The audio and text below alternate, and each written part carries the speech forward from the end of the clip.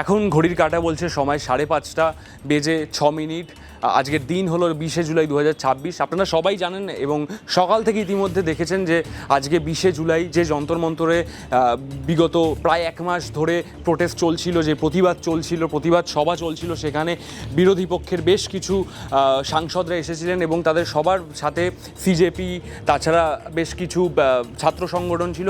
এছাড়া যারা একেবারে রাজনীতি থেকে দূরে থাকে, কোনো রং থেকে দূরে থাকে, তারা কিন্তু চিরকাল এই বিগত 1টা মাস ধরে তারা তাদের ইন্টারেস্ট দেখাচ্ছিল, তারা যাচ্ছিল সেখানে প্রতিবাদ মিছিলে।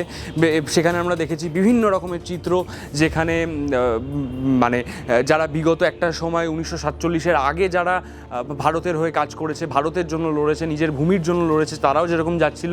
অন্য প্রান্তে শুধুমাত্র যারা ছাত্রছাত্রী, যারা 10-এ পড়ে, যারা 12-এ পড়ে, যাদের পড়াশুনো হয়ে গেছে, শুধুমাত্র তারাও যাচ্ছিল। কারণ কি? কারণ হলো দেশের ভবিষ্যতের যে ছাত্রছাত্রী যারা পরবর্তী সময় পরীক্ষা দেবে, শুধুমাত্র নিট পরীক্ষা নয়, যারা পরবর্তী সময় এই দেশে থাকবে, এই দেশের পড়াশোনার সাথে যুক্ত থাকবে, তারা যাতে তাদের ভবিষ্যৎ সুনিশ্চিতভাবে দেখতে পায়, তাদের সামনে তারা সেই ভবিষ্যতের লাভ উঠাতে পারে। ঠিক সেই কারণেই কিন্তু বিগত 1 মাস ধরে যেই প্রোটেস্ট চলছিল, এবং সেই প্রোটেস্টে আমরা দেখেছি সকাল থেকে যন্তর মন্তরে মোটামুটি সকাল 9টা থেকে শুরু হয়েছিল সেই প্রোটেস্ট।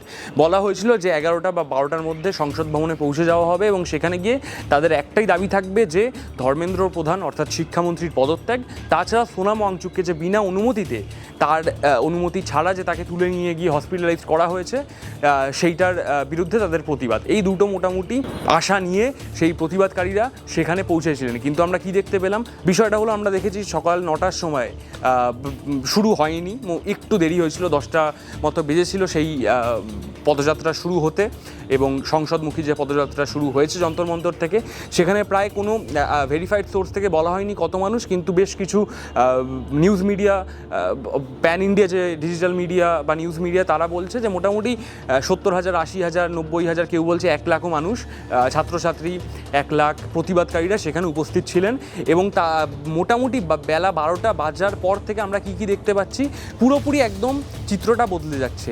যেই পিস প্রোটেস্ট, যেই শান্তি মিছিল তারা করে এগোচ্ছিল শুধুমাত্র অ্যাকাউন্টেবিলিটির জন্য, প্রশ্নের উত্তর পাওয়ার জন্য। কারণ যে মানুষদের তারা এতদিন ধরে ভোট দিয়ে সংসদে পাঠিয়েছে, তারা এতদিন ধরে ভোট দিয়ে তাদের রিপ্রেজেন্টেটিভ হিসাবে পাঠিয়েছে, তারা যখন ভুলভাল কাজ করছে, তাদের দিয়ে যখন একটা সিস্টেম, একটা টোটাল একটা পরিকাঠামো, সেইটা যখন সামলানো হচ্ছে না, তাদের থেকে শুধুমাত্র উত্তরটা চাইতে, এবং যেই 20 জন ছাত্রছাত্রী যারা নিজেদের প্রাণ নিয়েছে, তাদের সাথে তাদের সেই যেহেতু প্রাণ তারা নিয়েছে, সেটার একটা মোরাল রেসপন্সিবিলিটি নিয়ে অন্ততপক্ষে, পুরো সিস্টেম তো একদিনে সঠিক হবে না, কিন্তু অন্ততপক্ষে যদি শিক্ষামন্ত্রী পদত্যাগ করেন। কিন্তু আমরা কি দেখতে পেলাম? শিক্ষামন্ত্রী এবং কেন্দ্রীয় সরকার কোনো মতেই সেই অর্থে কোনো উত্তর দেয়নি। বিগত 1 মাস ধরে, 1.5 মাস ধরে আমরা দেখেছি যে শিক্ষামন্ত্রী একটা সময় বলেছেন যে যারা এই সমস্ত করছে তারা দেশদ্রোহী।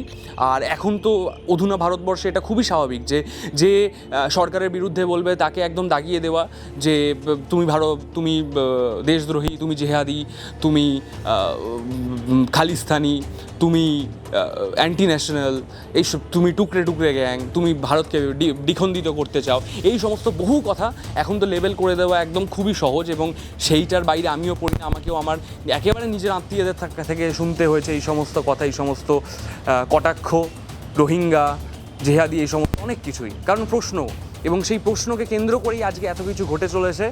আর যেই সমস্ত ছাত্রছাত্রীরা, যেই সমস্ত মানুষেরা এই যে কিছুজন নীল জামা পরে এসেছে, কারণ সেই নীল জামাকে বলা হয় যে B.R. আম্বেদকরের সাথে কোথাও গিয়ে কোলিং করা হয়, তার আইন ব্যবস্থা এবং সমাজ ব্যবস্থা নিয়ে যে সমস্ত কাজকর্ম, সেই সমস্তকে নিয়ে, এবং যেই ছাত্রছাত্রীরা আমাদের দেশের, আমাদের ছাত্রছাত্রী, আমাদের ভাই বোন, আমাদের দিদি দাদা, তারা বুকে একটা সংবিধান নিয়ে, হাতে একটা B.R. আম্বেদকর অথবা গান্ধীর মূর্তি নিয়ে, অথবা একটা ছবি নিয়ে, অথবা ভগৎ সিংয়ের একটা ছবি নিয়ে তারা যাচ্ছে পিস প্রোটেস্টে, তারা অংশগ্রহণ করছে শান্তি মিছিলে। সেখানে আমরা কি দেখতে পাচ্ছি? দিল্লি পুলিশ সাথে কেন্দ্রীয় বাহিনী লাগিয়ে দিচ্ছে, প্রায় 20,000-এর বেশি কেন্দ্রীয় বাহিনীর জওয়ানরা সেখানে উপস্থিত ছিল, পুলিশ সেখানে উপস্থিত ছিল, বেধড়কভাবে লাঠিচার্জ করা হচ্ছে সেখানে।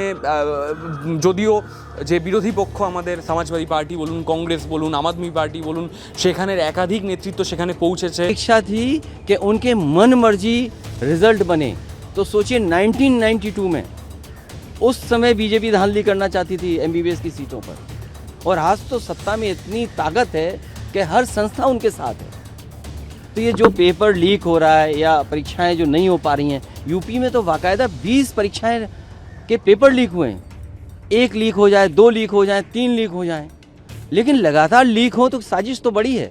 और फिर नीट जैसी प्रतिष्ठित, इससे बड़ी परीक्षा, इतनी बड़ी परीक्षा के लिए पेपर लीक हो जाना भी शर्मनाक है सरकार के लिए। जो ये कहते हो कि हम विश्व गुरु बनने जा रहे हैं, अमृत काल चल रहा है, विकसित भारत, क्या विकसित भारत में यही होगा कि पेपर लीक हो जाएंगे?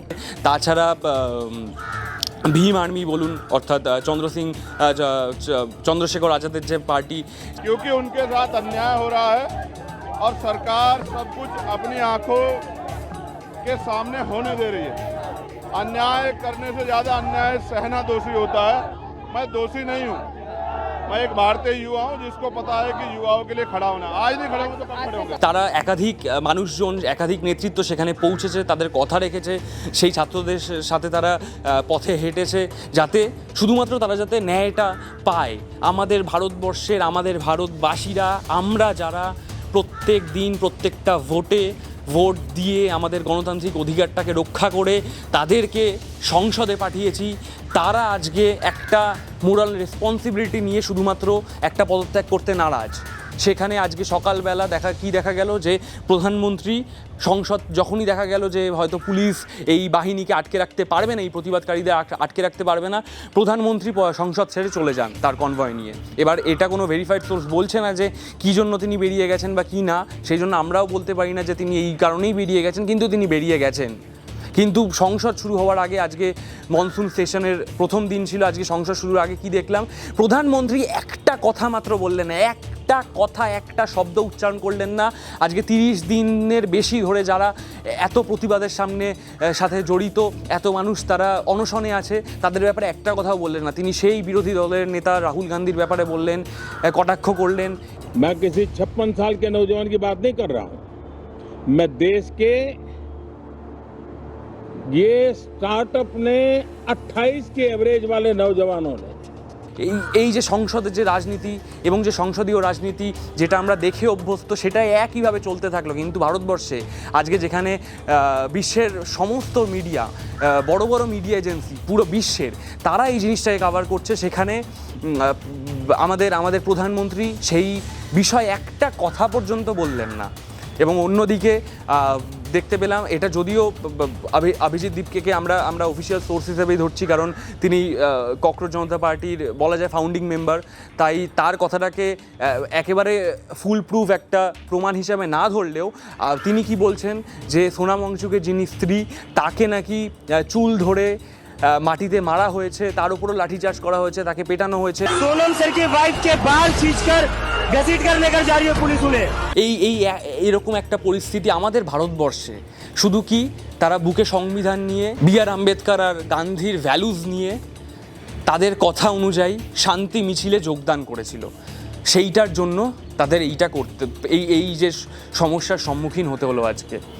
কিন্তু অন্যদিকে একটা ভালো খবর হয়তো আছে, ককরোচ জনতা পার্টির যে chief spoke person Sourav Das, তিনি এবং তার সহকর্মী তারা জেপি নাড্ডার সাথে দেখা করেছে ইতিমধ্যে, এবং গত মোটামুটি 5 ঘন্টা ধরে তারা 4 ঘন্টা ধরে তারা জেপি নাড্ডার সাথে বার্তালাপ করেছে, তারা কথাবার্তা বলেছে, এবং জেপি নাড্ডা নাকি বলেছে যে সঠিক জায়গায় তাদের এই কথা সেগুলোকে পৌঁছে দেওয়া হবে এবং পরবর্তী সময় সরকার সেই অনুযায়ী পদক্ষেপ নেবে। এবার কতটা কি পদক্ষেপ নেবে সেটা দেখার বিষয়। मीटिंग में हम लोगों ने यही बोला कि हमारे 3 डिमांड्स हैं। पहले कि सोनम वांगचुक जी को तुरंत रिलीज़ किया जाए, एंड जब तक वो फॉर्मेलिटीज़ पूरी होती है उसमें उनको एक वीडियो बनाने का अलाउ किया जाए। वो वीडियो में यही हो कि वो अपील करे शांति बनाए रखने के लिए, लेकिन वो अभी तक हुआ नहीं है। नंबर 2 हमारा ये भी डिमांड है कि धर्मेंद्र प्रधान जी का रेजिग्नेशन तो अब आना ही पड़ेगा, या तो उनको बर्खास्त करे कैबिनेट से या तो वो खुद रिज़ाइन करे। प्रोटेस्ट तब तक चालू रहेगा जब तक उनका रेजिग्नेशन नहीं आ जाता। और तीसरा जो नीट के फैमिलीज़ है, जो बच्चे मर गए हैं 20 से ज़्यादा, उन फैमिलीज़ को 1 करोड़ का मुआवजा मिले। কিন্তু আজকে ভারতবর্ষের সব দিক থেকে অবস্থা এরকম দাঁড়িয়েছে যে আমরা প্রশ্ন করতে তো পারি, কিন্তু তার বদলে আমাদের কী কী সইতে হবে? আমাদের প্রথমেই তো দাগিয়ে দেওয়া হবে, লেবেলিং করে দেওয়া হবে anti national, Jihadi, টুকরে টুকরে gang, Rohingya এ সমস্ত বলে। আর অন্যদিকে যারা মাঠে নামবে, যারা পথে নামবে, রাজপথে নামবে, তাদের ওপর লাঠিচার্জ করা হবে, টিয়ার গ্যাস ছোড়া হবে, তাদের ওপর ওয়াটার ক্যানন ছোড়া হবে। আর অন্যদিকে সোশ্যাল মিডিয়া তো আছেই।